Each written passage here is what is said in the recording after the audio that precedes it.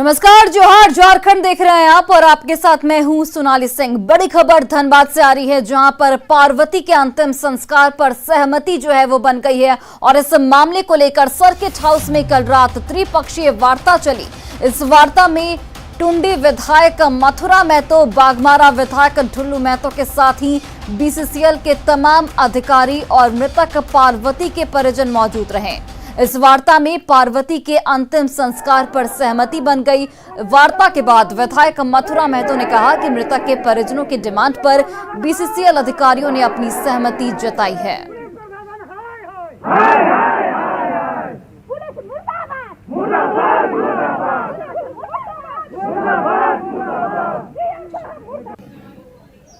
उसमें एक सहमति बना। सहमति में जो डिमांड था लोगों का, उस डिमांड पर सभी डिमांडों पर चर्चा हुआ और सभी डिमांड को बीसीसीएल ने माना और अभी उनका दाह संस्कार के लिए उठेगा।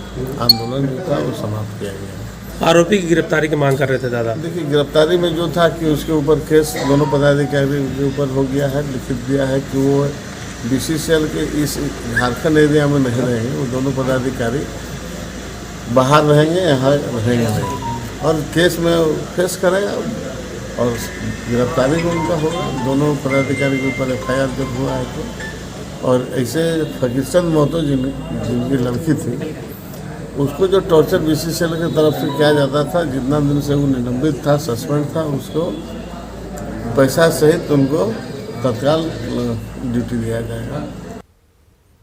और अब चलिए आपको 10 प्रमुख बिंदुओं में बताते हैं कि त्रिपक्षीय वार्ता के बाद किन मांगों पर सहमति बन गई है। तो देखिए, धनबाद सर्किट हाउस में हुई त्रिपक्षीय वार्ता, बीसीसीएल अधिकारी और इस वार्ता में परिजन और विधायक भी मौजूद रहे। इस वार्ता में पार्वती के परिजनों की मांगों पर सहमति बन गई है। करीब 7 दिनों से जो परिजन थे वो तमाम मांगे कर रहे थे और अब जाके इस वार्ता के बाद उनकी मांगों पर सहमति बन गई। झारखंड से बाहर भेजे गए जीएम और कार्मिक प्रबंधक और केस दर्ज होने के बाद गिरफ्तारी की कार्रवाई जो है वो की जाएगी। पिता फकीर चंद को एक बार फिर से नौकरी दी जाएगी और फकीर चंद को निलंबन अवधि का भी पैसा मिलेगा। जमीन मामले में कमेटी के गठन पर भी सहमति बनाई गई है। जमीन के बदले नौकरी और नियोजन भी यहां पर परिजनों को दिया जाएगा। 21 मार्च को पार्वती की मौत के बाद से परिजन जो है वो लगातार धरने पर बैठे थे और परिजनों की ये शिकायत भी थी कि 7 दिनों से कोई भी जनप्रतिनिधि उनसे मुलाकात करने नहीं पहुंचा है। और अब इस त्रिपक्षीय वार्ता के बाद कहीं ना कहीं उन सभी मांगों पर सहमति बनती हुई नजर आ रही है। और धनबाद से हमारे सहयोगी संजय गुप्ता फोन लाइन पर जुड़ गए हैं। संजय, देखिए, अब इस वार्ता के बाद जो परिजनों की जो मांग थी उस पर सहमति बनी है, तो क्या माना जाए कि कब तक अंतिम संस्कार हो पाएगा? अब तो जब सफल वार्ता हो गई है तो अब पार्वती का जो शव है उसका अंतिम संस्कार आज कर दिया जाएगा, क्योंकि कल जो त्रिपक्षीय वार्ता हुई उसमें जितने भी मांगे परिजन की थी उन सभी को मान लिया गया है। फिलहाल जो उन पर आरोप लगा गए हैं जीएम और कार्मिक प्रबंधक, उन पर साफ तौर पर जो बीसीसीएल के वरीय अधिकारी उन्होंने कहा कि उनको झारखंड के किसी भी बीसीसीएल क्षेत्र में उनको यहाँ नहीं रखा जाएगा। फिलहाल जब अब परिजनों में कहीं न कहीं संतुष्टि है और जो इतने दिनों से निलंबन कर रहे थे पार्वती के पिता, उनको भी अब निलंबन मुक्त करते हुए जितने दिन वो काम से नहीं थे उनका भी वो भुगतान किया जाएगा। लेकिन सवाल उठता है कि इतने दिनों बाद आखिर बीसीसीएल प्रबंधन के जो आला अधिकारी है उनकी नींद क्यों जगी, क्योंकि 7 दिनों तक किसी भी शव को लेकर आंदोलन करना ये कहीं न कहीं मानवता के लिए खिलाफ है। बीसीसीएल अधिकारियों को अगर ये करना था तो कहीं न कहीं ये पहले वार्ता करनी चाहिए थी, क्योंकि लगातार यहाँ के जो आंदोलनकारी थे उनके साफ तौर पर मांग थी कि बीसीसीएल के वरीय अधिकारियों के साथ बात करना, जो भी दोषी अधिकारी है उन पर वो कार्रवाई करे। हुआ यही सब कुछ, लेकिन इतने 7 दिनों के बाद आज बिल्कुल संजय, ये सवाल तो उठना लाजमी है कि आखिर 7 दिनों का वक्त जो है वो क्यों लगा। परिजनों की ओर से बार बार ये बात भी कही जा रही थी कि बीसीसीएल की ओर से किसी भी अधिकारी की ओर से कुछ भी उनको मदद नहीं पहुंचाई जा रही है और लगातार 7 दिनों तक वो धरने पर बैठे रहे, तब जाकर ये वार्ता हुई और अब जाकर जो उनकी मांगे हैं उनको सुना जा रहा है। सवाल यही है क्योंकि बीसीसीएल के जो अधिकारी है आखिर इस तरह से मानवता विहीन क्यों हो जा रहे हैं। कहीं भी जब घटना होती है आंदोलन लोगों को करना पड़ता, उसके बाद वो उस मांगों को मानते हैं, जबकि उन्हें मालूम था कि पार्वती की जो मौत हुई तो वह संदिग्ध अवस्था में हुई थी। तत्काल उन्हें जो जीएम और कार्मिक प्रबंधक जिस पर परिजन आरोप लगा रहे थे उनको प्रभाव मुक्त करना चाहिए था, लेकिन ये सब ना कुछ करके उनके बचाव के मुद्रा में पहले बीसीसीएल के वरीय अधिकारी रहे, और जब आंदोलनकारियों का आंदोलन उग्र हुआ, कई दौर का आंदोलन चला, तब ये बीसीसीएल का अधिकारी माने हैं। हालांकि की बात हो पाई है क्या परिजनों से, क्या वो संतुष्ट हैं जो भी बीसीसीएल की ओर से आश्वासन दिया गया है? फिलहाल तो जो परिजन है वो पूरी तरीके से संतुष्ट है। उनके पार्वती के पिता को भी अब नौकरी जो है तो बहाल कर दी गई है। उनके भाई से भी बात हुई थी, उन्होंने भी कहा है कि जो बातें अब त्रिपक्षीय वार्ता में हुई वह संतोषजनक है, और अब हम लोगों की मांग है कि जो अधिकारी है उन पर जांच होने के बाद अगर वो दोषी पाए जाते हैं तो उन पर कार्रवाई जरूर होनी चाहिए, क्योंकि अगर वो कार्रवाई नहीं होती है तो यह स्थिति पहले भी हो चुकी है और फिर कहीं नहीं ये दोहराया जाए, ये डर उन लोगों के मन में अभी भी सता रही है। संजय, फिलहाल जिस जीएम और कार्मिक प्रबंधन पर जो आरोप लगे हैं उन्हें फिलहाल झारखंड से बाहर कर दिया गया है, लेकिन आगे क्या कुछ कार्रवाई उन पर होगी? अब चूंकि हत्या का आरोप लगा, एफआईआर हुआ है, तो पुलिस अब जांच करेगी और इसमें एसआईटी का भी गठन हो गया है। धनबाद के विधायक राज सिन्हा ने मुख्यमंत्री से मिलकर एसआईटी गठन और सीआईडी का मांग किया था, तो मुख्यमंत्री ने अनुशंसा करके सीआईडी जांच की बात को कही, और अब इस पूरे मामले पर सीआईडी जांच करेगी और स्थानीय पुलिस उनका सहयोग करेगी। चलिए संजय, बहुत बहुत धन्यवाद तमाम जानकारियों के लिए।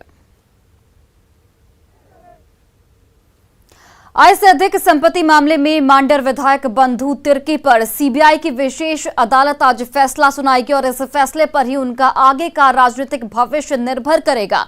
विधायक बंधु तिर्की पर आय से 6,28,698 रुपए अधिक अर्जित करने का आरोप है और इस मामले में सीबीआई ने उन्हें बनहौरा आवास से 12 दिसंबर 2018 को गिरफ्तार किया था। करीब 40 दिन जेल में रहने के बाद हाईकोर्ट से जमानत मिली थी और ऐसे में अगर बंधु तिर्की को 3 साल या फिर उससे ज्यादा की सजा होती है तो सीधा असर उनकी विधानसभा सदस्यता पर पड़ सकता है।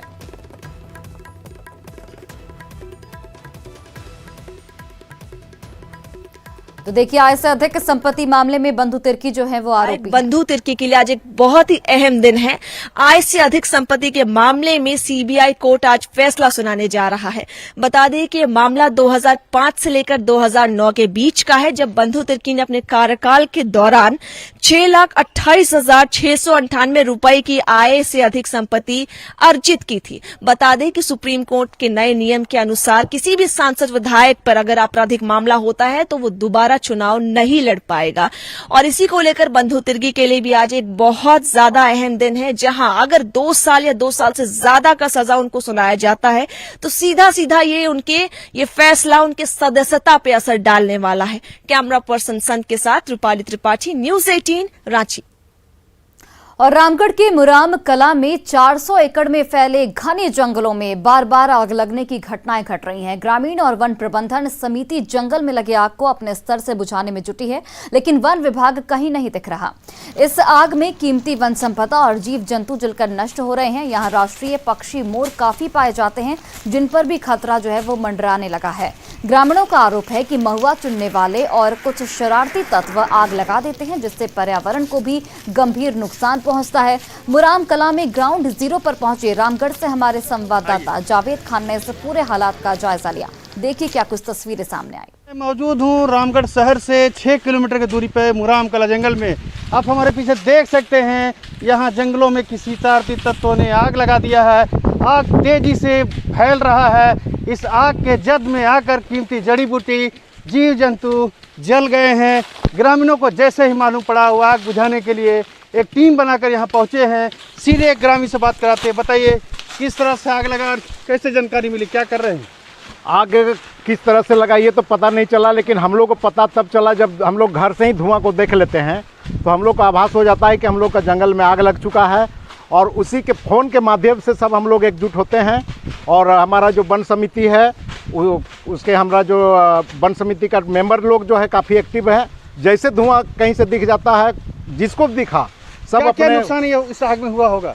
इसमें बहुत सारा नुकसान हुआ। जड़ी बूटी से लेकर के पेड़ पौधे, छोटे छोटे पौधे जो अभी छोटा छोटा था वो बढ़ने का में था, वो सारा जल के खत्म हो गया। जानकारी आप लोगों को दिया? वन विभाग को हम लोग जानकारी देते हैं, लेकिन वन विभाग तब आती है जब हम लोग सारा काम करके चले सारा काम कर लेते थे, उसके बाद वन विभाग अपनी जिम्मेदारियों को निभाने के लिए आता है। देख सकते हैं ग्रामीण आग को बुझा रहे। एक और वन समिति के सदस्य से बात कराते हैं। बताइए ये आग कैसे लगा, किसने लगाया? लगाए हैं, जितने लगते हैं सब 2 रुपया के कारण लगता है। और क्या कहते हैं, महुआ पेट के चक्कर में, महुआ बिछने के चक्कर में लगते हैं आग। और उसी के में हम लोग को परेशानी, पूरे आदमी को जितने ग्रुपिंग है उसको हम लोग को झेलना पड़ता है। तो आग के कारण नुकसान काफी हुआ है, बहुत हुए हैं। पंछी लोग के जितने अभी है, अच्छा पंछी लोग है, बंदर क्या है, पंछी यहाँ पर है? मोर लोग है। मोर तो सबसे अधिक मेरे जंगल में है। तो आप समझ सकते हैं यहाँ रात से पंछी, मोर भी काफ़ी संख्या में पाए जाते हैं और उनके भी नष्ट होने की आशंका व्यक्त की जा रही है। जड़ी बूटी तो यहाँ पर देख सकते हैं कैमरे के माध्यम से, कई कीमती जड़ी बूटी से आग के जद में आकर नष्ट हो गए हैं। छोटे छोटे जीव जंतु भी जल गए हैं। ऐसे में वन विभाग को भी अपने कर्तव्यों को निभाने के लिए आगे आने की जरूरत। कैमरे के माध्यम से देख सकते हैं ग्रामीण लगातार आग को बुझाने का काम कर रहे हैं। जावेद खान, न्यूज़ 18 रामगढ़।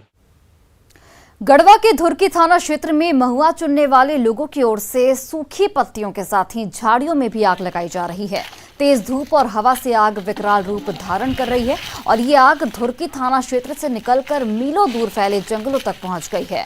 ये आग धुरकी थाना के साथ ही वन विभाग के ऑफिस के पास तक पहुंच गई, जिस पर त्वरित कार्रवाई करते हुए पुलिसकर्मियों ने किसी तरह आग पर काबू पाया। पत्ता साइड होने के बाद ही होगा। और धनबाद में बरवाडा थाना अंतर्गत बैंक ऑफ इंडिया के पास ट्रांसफार्मर में अचानक आग लग गई। आग लगने से मौके पर अफरा तफरी का माहौल रहा। स्थानीय लोगों ने सड़क पर शोर मचाकर आने जाने वाली गाड़ियों को रोका। ट्रांसफार्मर में लगी आग की लपटें लगभग 20 से 25 फीट ऊंची उठती रही, जिससे लोगों में दहशत की स्थिति बन गई। बताया जाता है कि ट्रांसफार्मर में लोड अधिक होने से आग लगी थी और देखते ही देखते ट्रांसफार्मर जलकर राख हो गया। स्थानीय लोगों ने ट्रांसफार्मर में लगी आग की सूचना बिजली विभाग के साथ ही फायर ब्रिगेड को भी दी, लेकिन मौके पर कोई नहीं पहुंचा।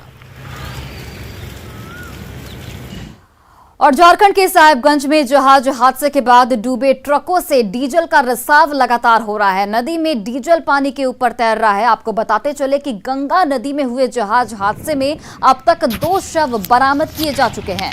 2 अन्य लापता लोगों की तलाश फिलहाल जारी है। एनडीआरएफ की 2 टीमें मौके पर राहत और बचाव कार्य में लगातार लगी हुई हैं। जानकारी के अनुसार कुल 6 ट्रक नदी के अंदर मिले हैं। एनडीआरएफ ने डूबे हुए ट्रकों का लोकेशन खोज लिया है।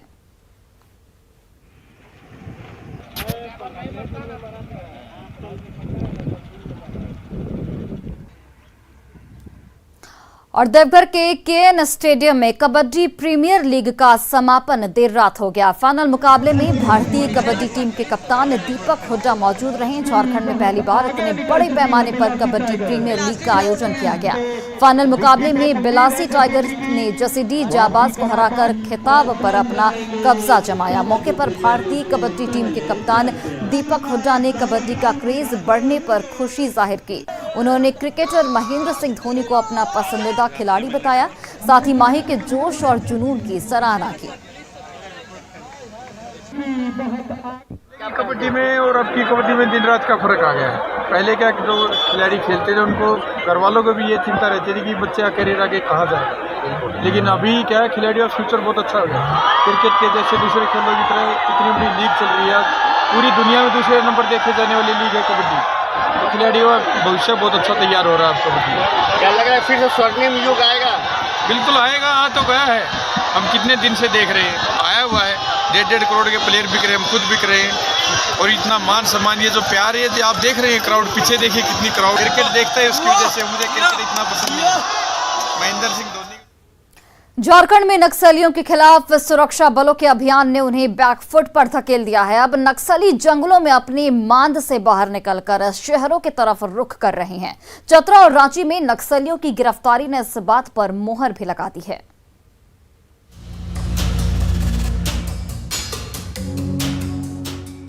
झारखंड के लोहरदगा, लातेहार, गुमला और चतरा में नक्सलियों के खिलाफ सुरक्षा बलों का अभियान लगातार जारी है। लोहरदगा के बुलबुल जंगल में सुरक्षा बलों के बड़े ऑपरेशन के बाद नक्सलियों के पांव उखड़ गए हैं। नक्सली अपने मांद से निकलकर शहर की तरफ भाग रहे हैं। हालात ये हो गई है कि अब नक्सली शहरों में अपनी पहचान छिपा कर रह रहे हैं। पिछले दिनों टीएसपीसी के 10 लाख के इनामी भीखन गंजू को रांची से गिरफ्तार किया गया। ये गिरफ्तारी अपने आप में इस बात का सबूत देती है कि नक्सली अब जान बचाने के लिए शहरों की तरफ रुख कर रहे हैं।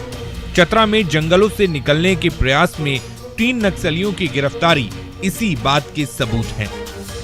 रूप से सभी संगठनों पर बहुत बड़ा दबाव है और इसी क्रम में विगत एक सप्ताह पूर्व इसी संगठन जो टीपीसी संगठन है उसका टॉप 3 कमांडर्स में एक जो है भीकन गंजू, जो कि 10 लाख का इनामी भी था, वो भी पुलिस के द्वारा पकड़ा गया। उसको रांची पुलिस के द्वारा सदर थाना क्षेत्र से गिरफ्तार किया गया। जो भी इस तरीके के उग्रवादी है, निश्चित रूप से वो जंगलों में जो पुलिस का और सीआरपीएफ का या एसएसबी का जो केंद्रीय अर्धसैनिक बल है, उनके जो ऑपरेशन से जो दबाव पड़ रहा है, उससे वो लोग अपने गढ़ से निकलकर अन्य क्षेत्रों में जाने की कोशिश कर रहे हैं। तो उसमें भी पुलिस के द्वारा लगातार अपने सटीक आसूचना तंत्र का इस्तेमाल करते हुए कार्रवाई की जा रही है और कई सारे ऐसे नक्सली जो है वो पुलिस की गिरफ्त में आए हैं। अभी भी चतरा पुलिस के द्वारा भी इसी तरीके से कुछ नक्सली जो गढ़ से निकलकर बाहर जाने की कोशिश कर रहे थे, छुप के कहीं रहने की कोशिश कर रहे थे, उनको भी गिरफ्तार किया गया था। तो निश्चित रूप से एक कोऑर्डिनेटेड एफर्ट किया जा रहा है, चाहे वो हमारी सिक्योरिटी फोर्सेस हो, डिस्ट्रिक्ट पुलिस हो या हमारी इंटेलिजेंस की एजेंसीज हो, इनके द्वारा एक वेल कोऑर्डिनेटेड एफर्ट किया जा रहा है और उसको काफ़ी सफलता भी प्राप्त हुई है। नक्सली चाहे जंगल में रहे या शहर में रहे।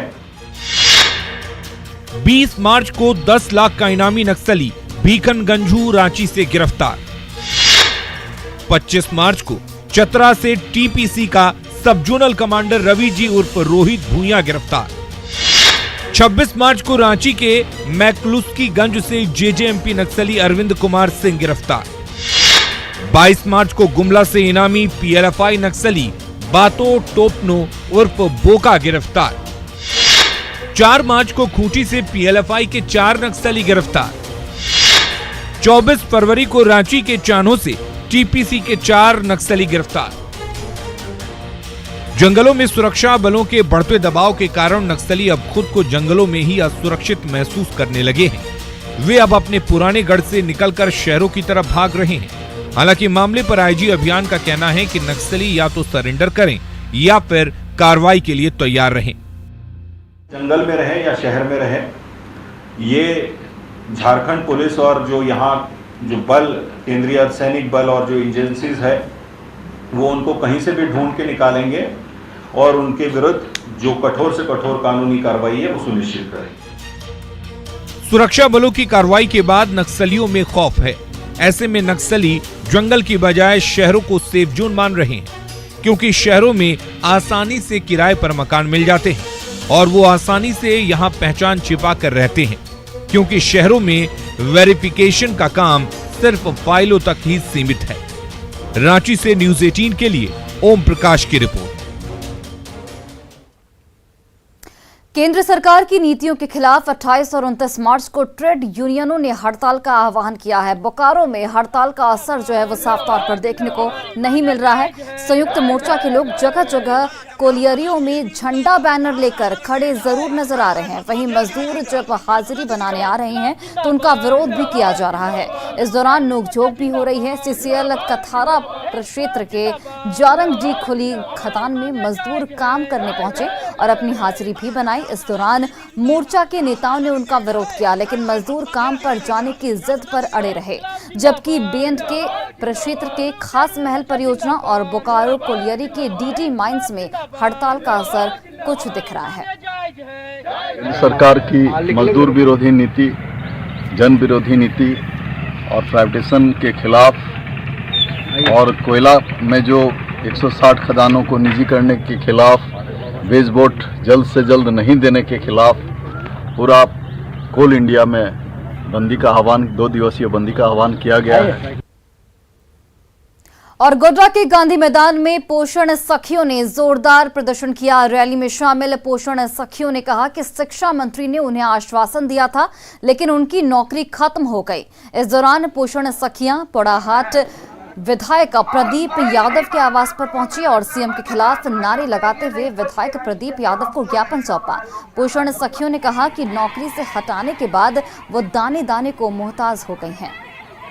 धरना प्रदर्शन बंद करें, आप लोगों के जिले से एक एक पोषण सखी आएगी, प्रत्येक जिले से उन पोषण सखी के द्वारा ही आपको संदेश दिया जाएगा कि आपके हित में हम क्या कार्य कर रहे हैं। लेकिन हित में कार्य ना करके डायरेक्ट हम लोग को निरस्त लेटर थमा दिया गया। ये तो सरकार क्या कर रही है, समझ से बाहर की बात। आप लोग धरना तोड़िए, हम लोग 2 दिन के अंदर हम लोग राज्य सरकार केंद्र सरकार को लेटर देंगे, लेटर भेजेंगे। उसके बाद नेगेटिव पॉजिटिव जो भी रिपोर्ट आता है उसी के अनुसार हम लोग निर्णय लेंगे। आप लोग को सेवा में एनी टाइम मतलब क्या बोलते हैं, सेवा जारी रहेगा, सेवा जारी रखा जाएगा, यही बोले सर। और वहाँ से हम लोग जस्ट निकले पीछे किए और हम लोग क्या बोलते हैं, हम लोग का मैसेज में आ गया, सेवा निरस्त का लेटर आ गया। हाँ, पीछे से वार किया सर, आगे से वार करने नहीं सके तो पीछे से वार कर। हम लोग लेटर वापस लो, निरस्त लेटर वापस किया जाए और हमारी सेवा जारी किया जाए, हमारी एक मांग है। और फिलहाल इस बुलेटिन में बस इतना ही। आप देखते रहिए न्यूज़ 18 बिहार झारखंड।